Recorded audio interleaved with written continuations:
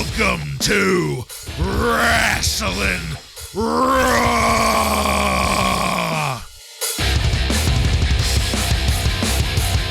All right, you're listening to Wrasslin Raw, the podcast that takes you back to when Raw became war and attitude ruled. You are here with Ryan Arico. The top rope has gone limp.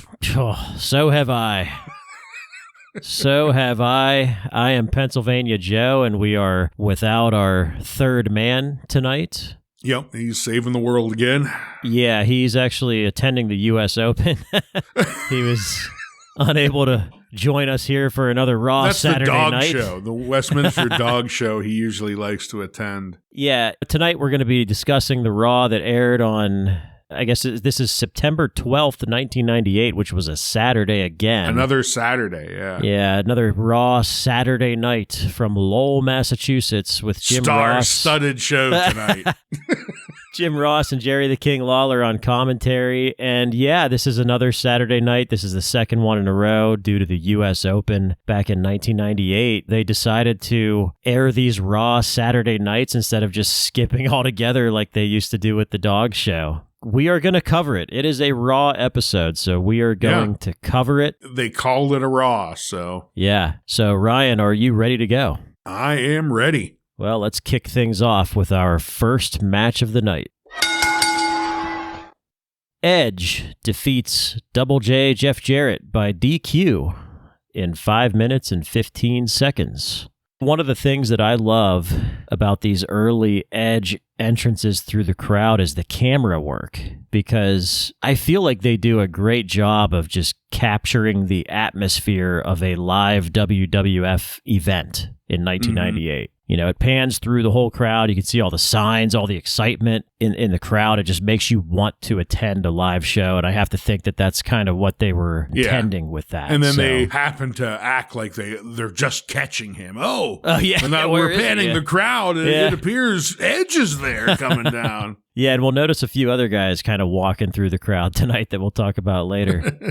Southern Justice makes their way to the ring about 30 seconds into this match. Yuck. Right when I was getting excited about this match. Sure, yeah. JR informs us that Stone Cold Steve Austin will defend the WWF Championship at Breakdown on September 27th against The Undertaker and Kane in a triple threat match. Sounds fair. So we have our main event set for our next pay-per-view event on September 27th, so that's good to know. Sounds like they set that up on Sunday Night Heat, I believe, if I remember correctly. It seems like tonight they were using Sunday Night Heat as their A show since Raw wasn't there. A lot of stuff was happening and being set up on Heat. Yeah, but the good we're news, still not going to watch it. So the good news is JR also informs us that Raw will be back live on Monday in 2 days from now. So we will be back in 2 days here, which is nice. This match was a pretty fast-paced match. Being in the ring with a guy like Double J, I think we can tell that Edge is a pretty good wrestler. And let's not forget, this is only the third or fourth time that we've seen him in the ring. But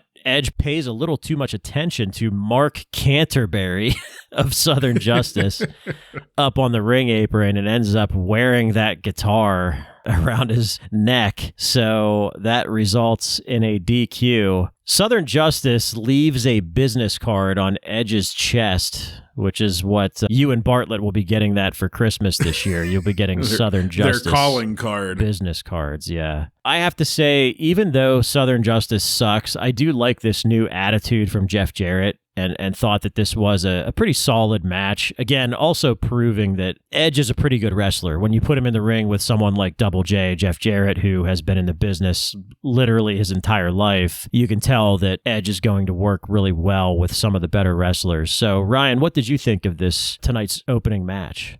I pretty much agree with what you had to say there. I'm going to start off with saying I love JR started the match off saying that we see the strange enigma coming down from the rafters. I love that he's always coming down from the rafters when he comes through the crowd. But this was a pretty solid mid-Carter match between Jarrett and Edge, I thought, despite I was afraid it was going to be completely ruined when Southern Justice came down just a few moments into the match. I thought it was going to go off the rails immediately, but thankfully they kept the action pretty much in the ring and fairly clean up until the very end when Jarrett smacks Edge over the head with the guitar, which is, as we know, going forward, it's not going to be a one-time thing. He is going to be hitting people with this guitar left and right. So match itself really good for two mid-carders, and this is the proper spot for Double J right now, not the main event with Scorpio of a Raw. Oh gosh. But kicking off a Raw with another mid-carder, yeah, that's where he should be, and I thought excelled here. Yeah, I completely agree. And this was almost the longest match of the night at 5 minutes and 15 seconds. There's one other match that was slightly longer than this, but yeah, 5 minutes on a Raw match, that's pretty much the standard. So I thought it was pretty good timing and a pretty solid match. We come back from commercial to the sounds of Bradshaw's music on our way to our next match. Bradshaw defeats Draws by pinfall in 4 minutes and 1 second. JR reminds us that Bradshaw beat Draws in a controversial decision in the Brawl for All. We all want to forget about that. He also informs us that Draws is wrestling with a torn bicep, so he's got to get paid. He's got to hit that pay window. Yeah. JR also, of course, reminds us that Draws played college football at Maryland and also played for the Broncos because football is more important. And he also informs us that Bradshaw had a stint with the Raiders, in case you were wondering. JR also tells us that we found out on Sunday Night Heat again that Hawk was going to be checking himself into rehab. So we might get a little break in that storyline. So as far as this match goes, I think Bradshaw definitely has an old style of wrestling, but I think it still looks good for 1998. He uses the big boot quite a bit. He uses a clothesline as a finisher, if that kind of helps explain what I mean there. It's no wonder that he kind of buddied up to The Undertaker, who also works that similar style. But Bradshaw doesn't necessarily try to copy The Undertaker move for move like we saw with Crush and Chains and all those other bums. So Bradshaw uses the ropes for leverage and gets the win here. And while Draws is arguing with the referee, he receives a clothesline from hell from Bradshaw after the bell. So I did like to see that. Ryan, I'm surprised that Bradshaw is able to walk, let alone wrestle, after being knocked out of this planet a couple of weeks ago by Bart Gunn. But I continue to be impressed with him after shedding that shitty cow rancher gimmick that he had going for a little bit. Yeah, no more assless chaps. The assless chaps. What did you think of this match? I thought it was a pretty solid match. These guys aren't even really mid-carders right now. They're almost bottom tier guys right now. But I thought they put on a pretty solid show for us. JR, to kind of show you where Bradshaw's career is at right now, he starts off saying that Bradshaw's most memorable spot in his career so far was advancing in the Brawl for All and abruptly getting his ass handed to him by Bart Gunn. But one thing I want to bring to your attention, I don't know if you noticed, but Bradshaw, who got knocked out in 13 seconds, is continuing with a new program here, and Bart Gunn is sitting at home. We haven't seen him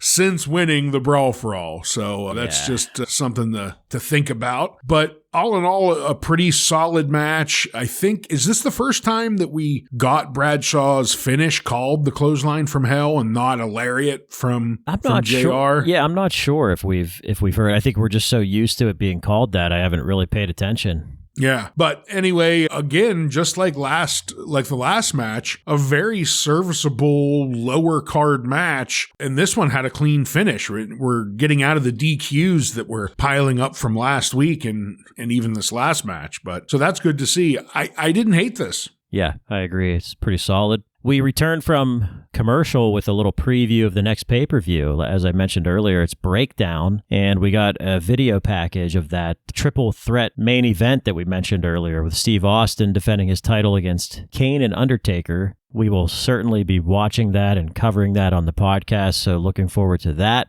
And that takes us to our next match. Marvelous Mark Marrow with Jacqueline defeats Miguel Perez by pinfall in 3 minutes and 39 seconds. I love the little shimmy that Jacqueline does now during her entrance. The little titty shake. Yeah, the shaking of the titties. Just so much more charisma and presence in her pinky finger than Sable has in her whole body, in my opinion. But neither one of them should ever have a microphone in their hands. And Jacqueline did not, which is good. And of course, Jerry Lawler says that we were all moronic back then, and a Sable chant starts immediately in the crowd. So take that for what you will. The morons were chanting Sable during this match between Mark Marrow and Miguel Perez. Miguel has been out a couple of months with a back injury, and of course, nobody noticed. Nobody cares. But this was a pretty decent match. It mostly felt like a jobber match. Mark Marrow hits the TKO for the win, and then he gets touchy-feely with Jacqueline after. Ryan, your thoughts, please. These two just can't leave their hands off each other. I love it, yeah. We're continuing with the trend of the night with decent lower card matches going on. This, again, I didn't hate it. Miguel Perez, like you stated, he's been gone off our screens for a while and no one really noticed it. But one thing I did notice on his return was I think he started shaving his shoulders. I'm glad you noticed that. That was actually mentioned in the Wrestling Observer this week. Okay. Yeah. I was going to say the last time we saw him, he had on a full mole hair suit. Yeah, that stood out. So I guess he was memorable in that aspect. Other than that, he was pretty much playing the jobber here. I toyed with giving him Jobber of the Week, but to be honest with you, he doesn't really have much to talk about in the WWF. When I do Jobber of the Week, I like them to have something to talk about. Yeah. I like to focus on the WWF and maybe mention some of the other stuff. But Miguel, maybe he'll get it down the road if I'm really hurting for one. But I didn't think he really needed it right now. But good job shaving off that shoulder hair so you're not quite as distracting in the ring. I'm really kind of surprised that we still see these Bariquas guys at this point. Yeah. I think I read this week that Savio Vega is possibly going to have neck surgery, so he's out. I'm really surprised that we're still seeing these Bariquas guys, to be honest. But yeah, after this match, let me make Bartlett proud here. Michael Cole backstage with the Oddities and ICP. And they cut a promo on DOA, and we hear from Luna and I believe Violent J. Is that the clown that we heard from? I can't remember. Could be. But they want us to stay down with the clown and stay down with the Oddities. Ryan, any thoughts on this promo? Not much. ICP, we know they were trying to break into the wrestling world here, at least in some aspect. But based off of this promo, I could see why they never became a household name in wrestling. Right before the next match, though, I don't know if you saw behind the commentary, someone was holding up a sign that said WrestleCenter.com. I decided to look it up, and it appears their website is defunct and is no longer up, but you could buy the domain name for $995, so it's at least worth a little something. Someone still owns it. Yeah, that's pretty interesting. Yeah, more interesting than ICP doing the promo. Yeah, I think that's probably the cost of a Southern Justice business card, too. That sounds a bit pricey. Yeah. Well, we have to cover this next match, so let's go ahead and go to our next match of the night. The DOA, with Paul Ellering, defeat the Oddities, which this time consisted of Golga and Kurgan, by pinfall in 1 minute and 54 seconds.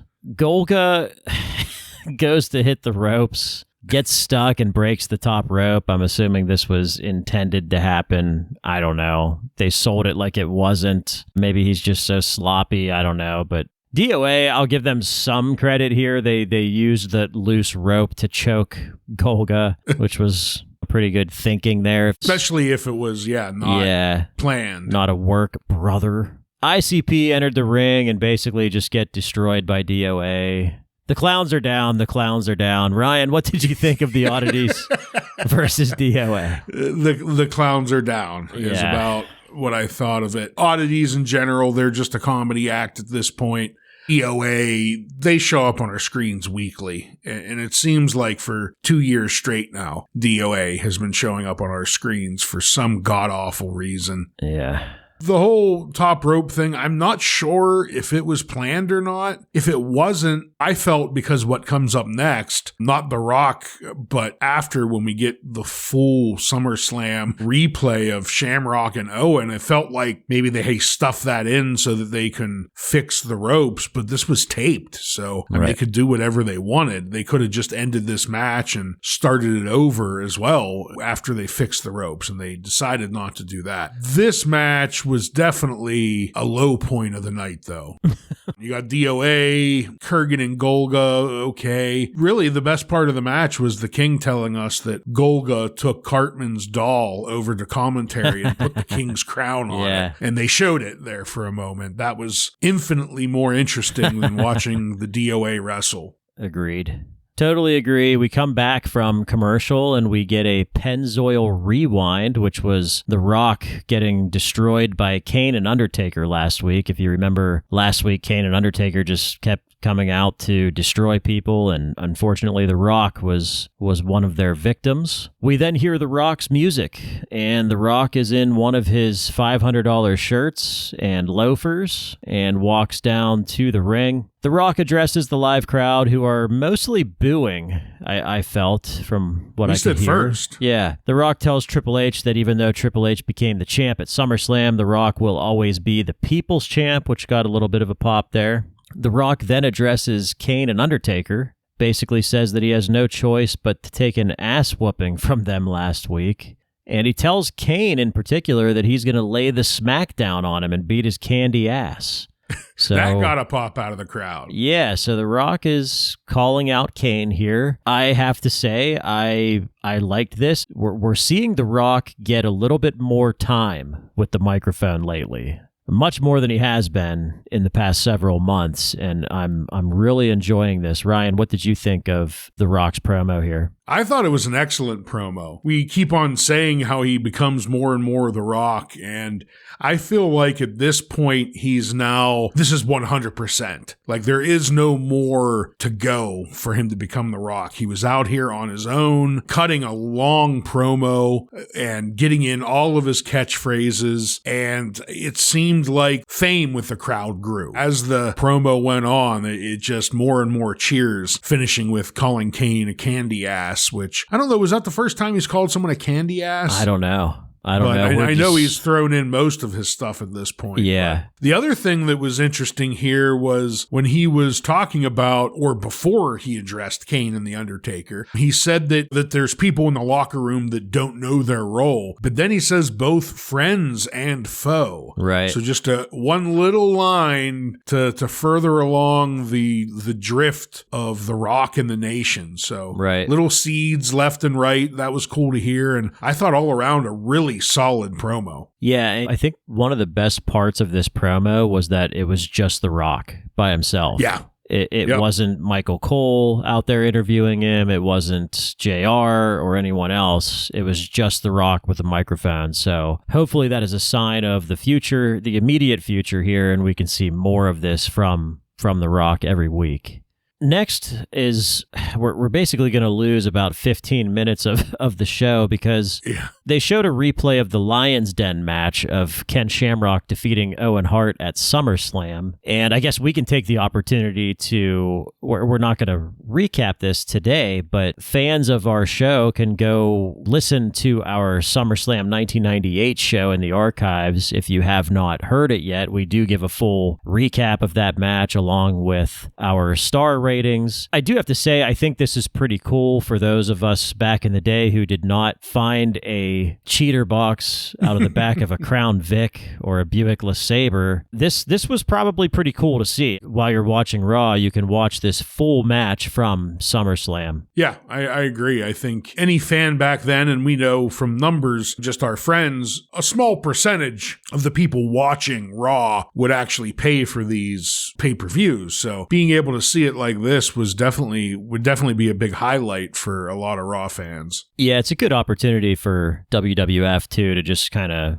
show the fans. It's a Saturday night show, so they can afford to do this. It's kind of showing them, like, here's what you can expect when you watch a WWF pay-per-view. Yeah. But we come back from another break after that, and we head into our next match. Southern Justice defeats Too Much by pinfall in 4 minutes and 6 seconds. So I gotta say, this is the second time we're seeing Southern Justice tonight, and which is formerly the Godwins, for those of you who don't know. It seems to me like the APA, we know about the Acolytes and the APA, it seems like they became maybe what the WWF wanted Southern Justice to be. Yeah, they are pretty similar, really. It's similar. Mercenaries, basically. Or protection agency type of thing. And yeah. I feel like maybe the WWF just called an audible and was like, look, you guys suck, so we're giving this angle to someone else. You guys aren't cutting it. Yeah. So I wonder if that's what happened. I'll have to do some research here, but the crowd is completely dead for this match. This is a popcorn match. Go take a piss, whatever. Like, this is just not good. But I will say, Too Much is out here, which is Brian Christopher and Scotty Too Hottie Taylor. And so far, actually during this entire match, there was no Jerry's Kid reference, which was the silver lining while watching this shitty match. Yeah, I think the closest we got was at one point, I think Henry picks up Brian and JR says, "Oh, look, like a little baby." Yeah. Like that. Yeah. There was no direct reference, though, and I thought, there wasn't. Okay, maybe we're finally getting away from this. Maybe Vince wasn't there this night, probably screaming. Say it. Yeah. But Mark Canterbury, formerly Henry Godwin, hits the problem solver on Scott Taylor for the win. This was a pretty boring Superstars type match to me with a dead crowd. Ryan, what did you think?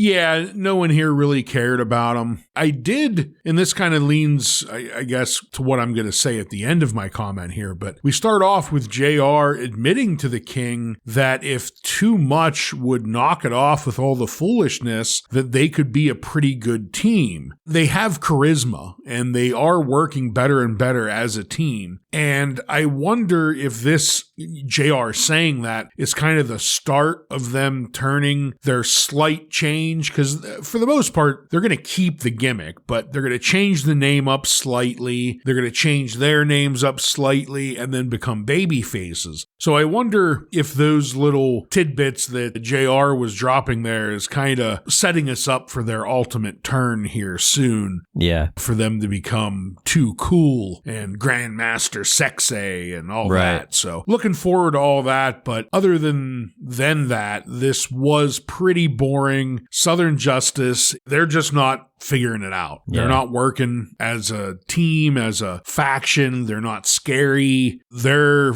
floundering right now, I guess is the best way to put it. Yeah, they're definitely not scary. That's for sure. Scary for ratings, maybe. Yeah. We basically end that match, and we go right into our next match.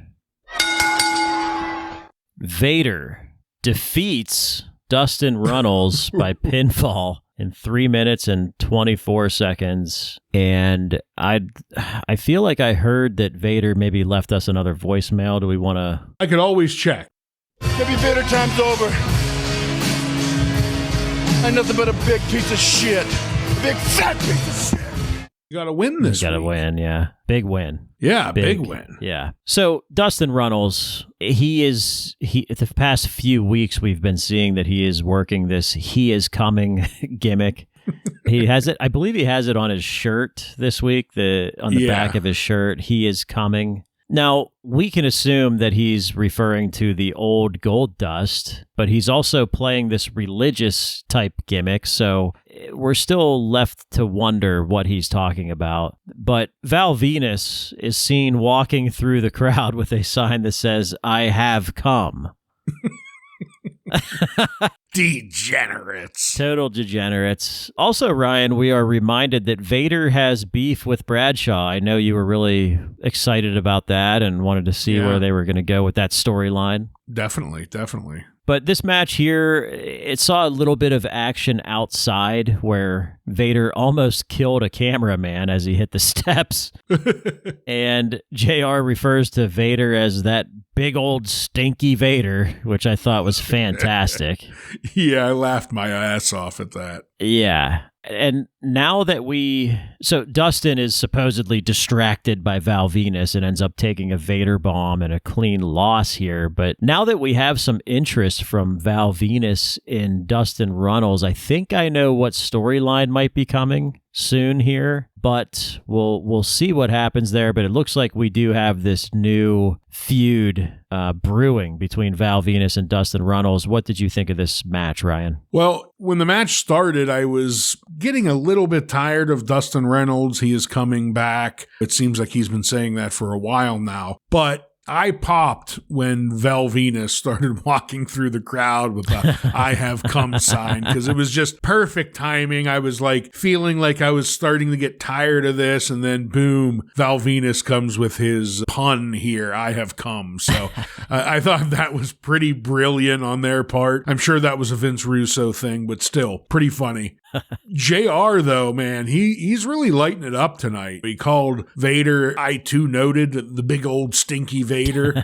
And then he tells us that Vader, again, like last week, he tells us Vader has lost some weight, but he's still got some miles to go. Miles to go. But I'll agree with Vader, or with JR here, though. This is probably the thinnest and quickest we have seen Vader in the ring since he's come to the WWF. It's, again, he's got miles to go before he could be a real contender, but he is looking in better shape than we have seen him. So way to go, Vader, with that. And this was another decent-ish match with no shenanigans, clean finish. I didn't hate it, I have to say. Most of the time, I'm very, very down on Vader matches, but I thought by the end of this match was also telling a decent story. It has nothing to do with Vader, but setting up a feud between Dustin Reynolds and Val Venus is something. We're moving Val Venus on to another storyline past the choppy pee-pee. So again,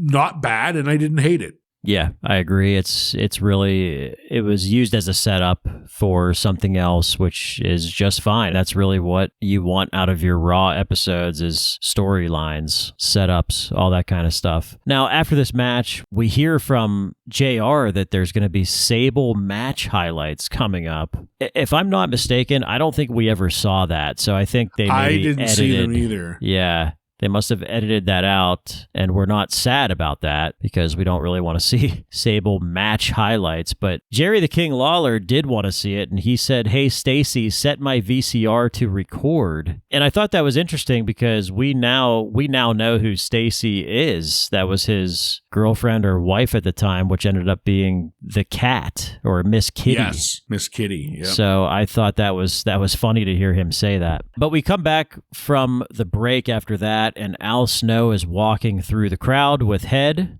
Al Snow makes his way into the ring with a microphone, and he gives the "What does everybody want? What does everybody need? What does everybody love?" chant with the crowd. They were into it. Yeah, the whole thing. They have their mannequin heads in the crowd as well. And Al says he's not leaving until a WWF official gets out here. So he's got some demands from the WWF officials here. Pat Patterson, Jerry Briscoe, and Commissioner Slaughter make their way out here. The big thing that happened here during this segment is that Al Snow debuts the word stooge when talking about these guys. So Al Snow keeps insisting on a match, and the Stooges keep telling him to leave while he's playing a game called The Stooge is Right, I think is what he was calling it. And Al Snow eventually hits Pat Patterson south of the border, if you will, with his mannequin head and leaves through the crowd. So again, I think the key point here is that we first hear the word stooge to describe particularly Pat Patterson and Jerry Briscoe, but Sergeant Slaughter was out there as well. Ryan, what did you think of this Al Snow segment?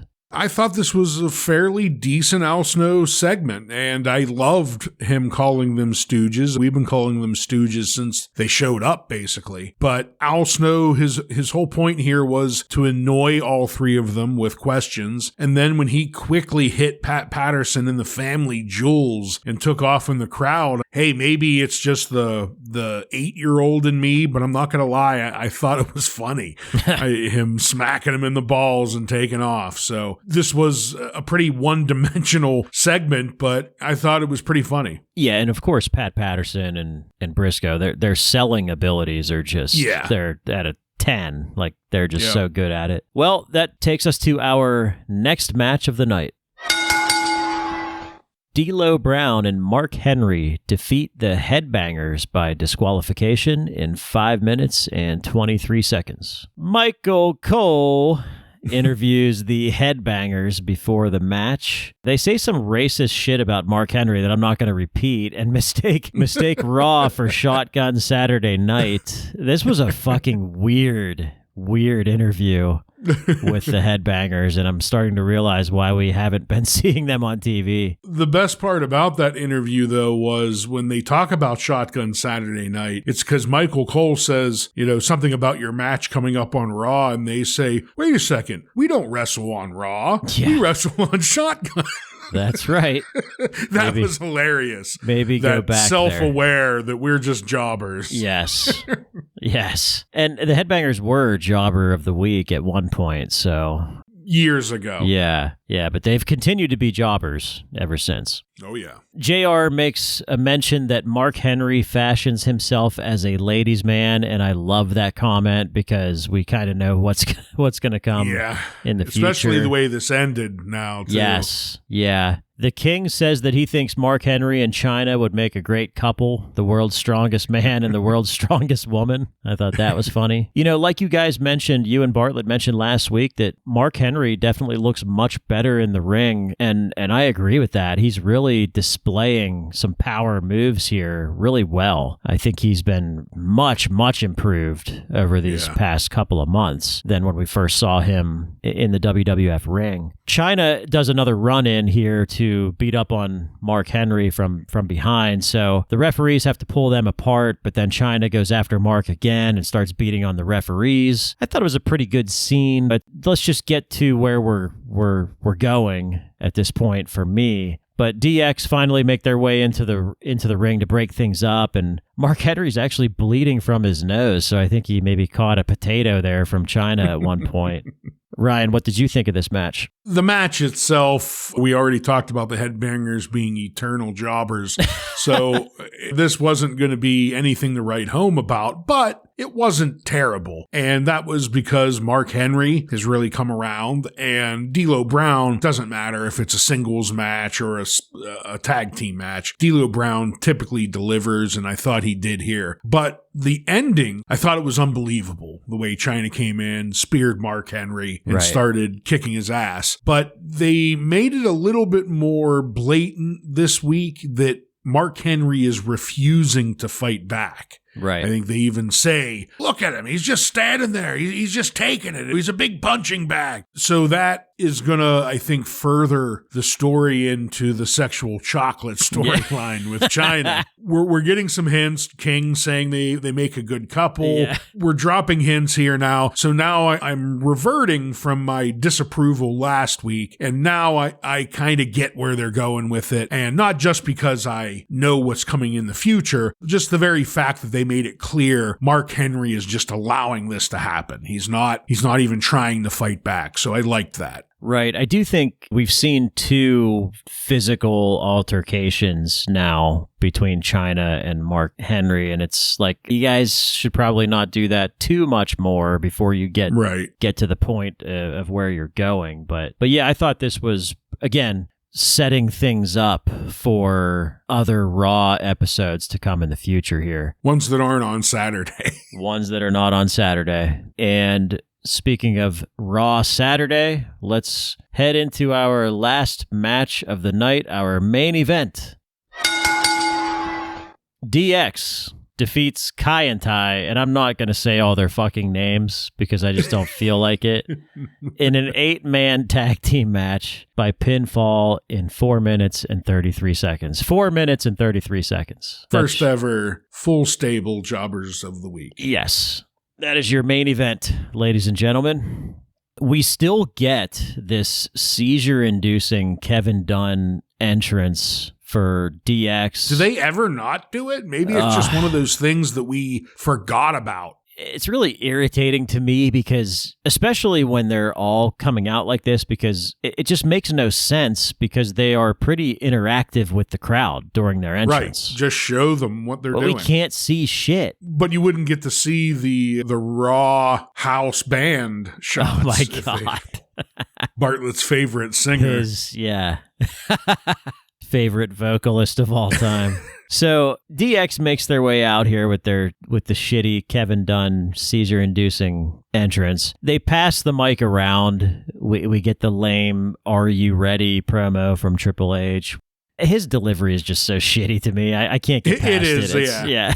But we end this 25-minute long in-ring intro with Mr. Ass doing his 2 words for ya promo, and then we're finally done with this intro for DX. It certainly lasted more than 4 minutes and 33 seconds. Oh, I know that. Yeah, this was the part that the fans came to see, yes. Not them to wrestle Kai and Tai. This was like the shitty attempt to, hey, let's give them what they paid for. Yeah. Every single member of DX gave their catch line, yeah, or whatever. Yep. And Kai and Tai makes their way into the ring, and the bell rings, and we are still doing USA chants in 1998. This was basically a house show squash match to me. It was borderline a midget match again, too, with some of the antics that they had Kai and Tai doing. Yep, and X-Pac delivers the Bronco Buster on Taka and then an assisted face buster and picks up the win. And we get to cap it off with Chyna punching Yamaguchi-san off the ring apron, which I did enjoy that. And DX celebrates in the ring, and Triple H then spots a planted young lady with leather pants that read DX on her ass, and she kindly pulls those pants down to reveal those cheeks.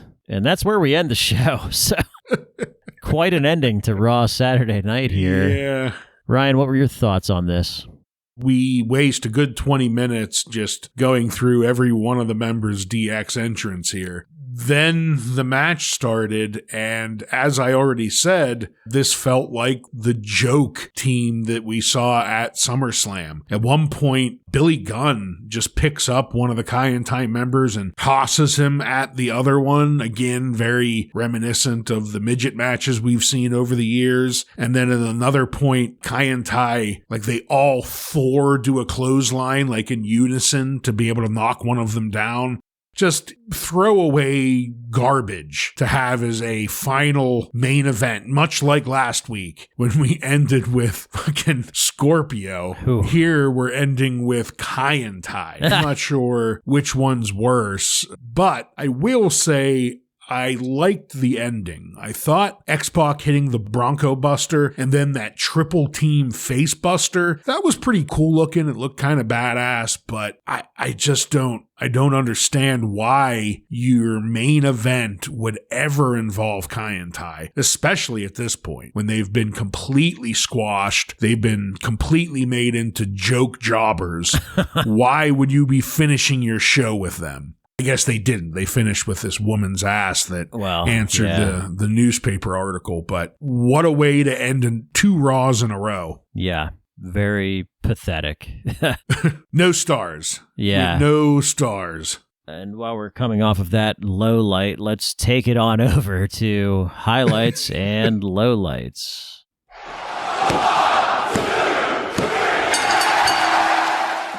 Ryan, go ahead and give us your highlight and low light. My highlight, I'm going with the Rock promo. As I said when we initially were talking about it, I felt like this was 100% The Rock. No nation, no other shit involved. This was just him in the middle of the ring cutting a promo, and I thought he knocked it out of the park. Low light, I'm going to go with his main event. It was another complete throwaway match, just like last week, with zero stakes, and it's telling no story. We're not setting up anything here for anyone to care about. This was clearly just another B-rate Raw Saturday, and it showed with what they finished it with, and it was my low light. Yeah, I really enjoyed the Rock promo as well. But for my highlight, I'm going to go with the opening match, the Edge versus Double J match that ended with the guitar being smashed over Edge's head. So I really enjoyed that match that kicked off the show. And for my low light, I was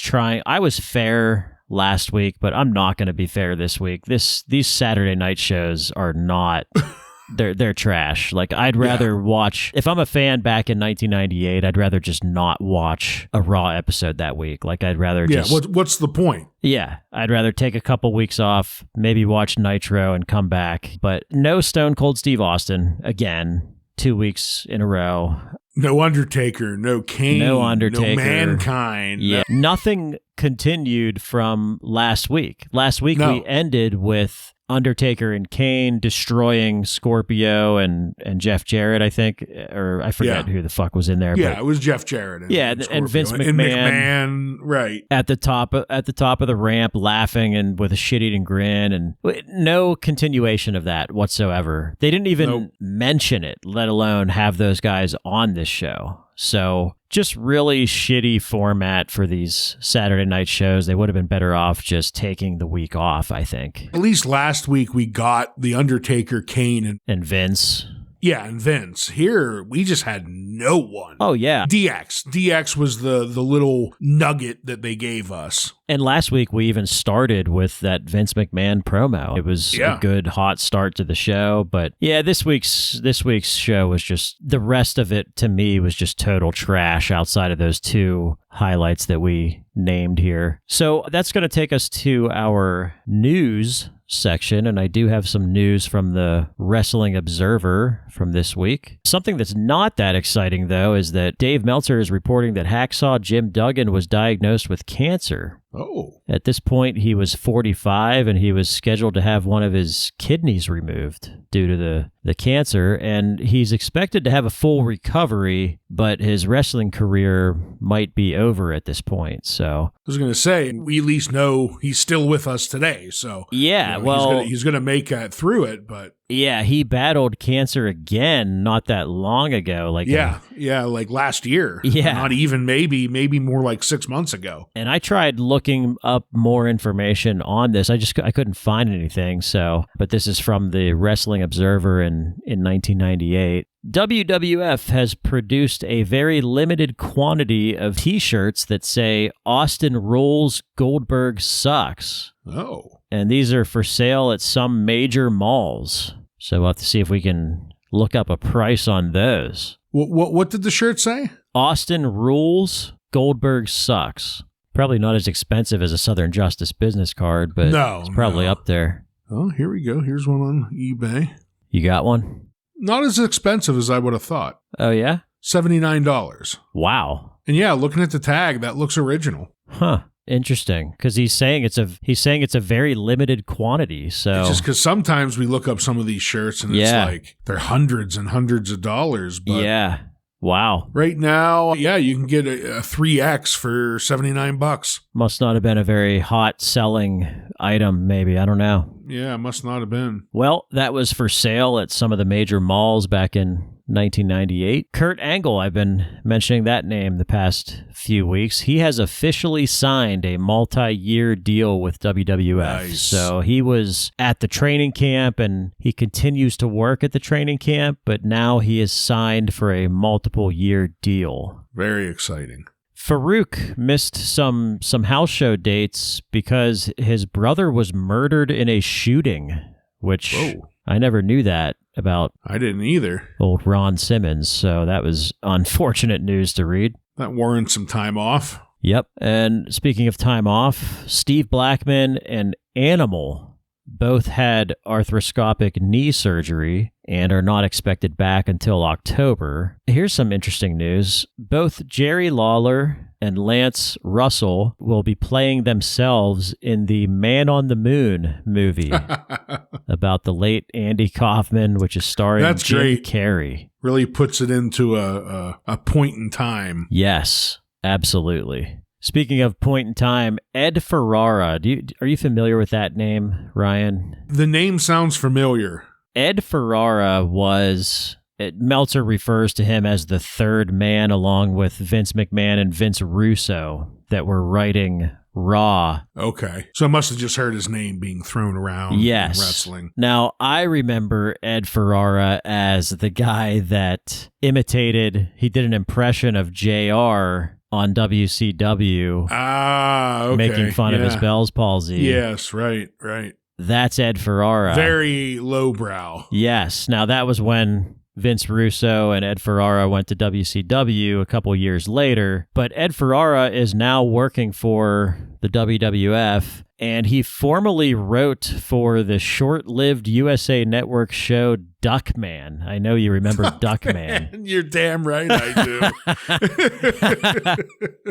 And I thought this was interesting because this has to mean that Ed Ferrara is the first actual show writer that probably worked for WWF is what I'm guessing. Because could be. Everyone else was just from the wrestling business. Yeah, they were all tied in some way. Yeah, Ed Ferrara is there now, the former writer for Duckman. That was a great show. It was.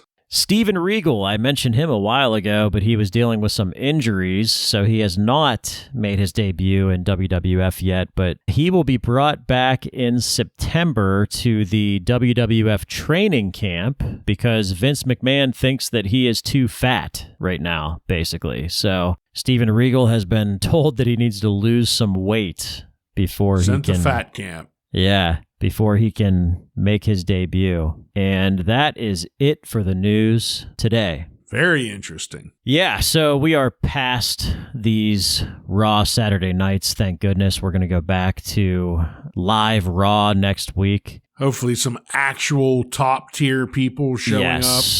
Yes. And that's going to be it for this episode. And if you want to connect with us, find us on Facebook, Instagram, or YouTube by typing in Wrasslin Raw. You can email us at wrastlinraw@gmail.com. You can find us on all podcast subscription platforms and give us a 5-star Tokyo Dome review.